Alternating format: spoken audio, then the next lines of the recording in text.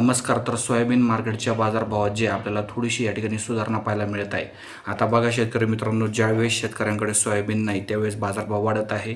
आता ही सरकारची चाल आहे की कोणाची चाल आहे ते कळणं अशक्य झालेलं आहे. मात्र सध्या जर बघितलं तर जे शेतकऱ्यांकडे खूपच कमी माल शिल्लक आहे. लातूरमध्ये जर बघितलं तर जे कमीत कमी 5,800 तर जास्तीत जास्त 6,000 रुपये मार्केट लातूरमध्ये पाहायला मिळत आहे.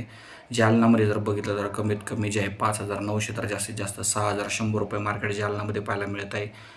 यानंतर जर बघितलं तर कोपरगावमध्ये सुद्धा बाजारभाव 6,000पर्यंत गेलेले आहे अहिल्यानगर जिल्ह्यामध्ये. यानंतर सांगलीमध्ये कमीत कमी 5,800 तर जास्तीत जास्त 6,000 रुपये मार्केट.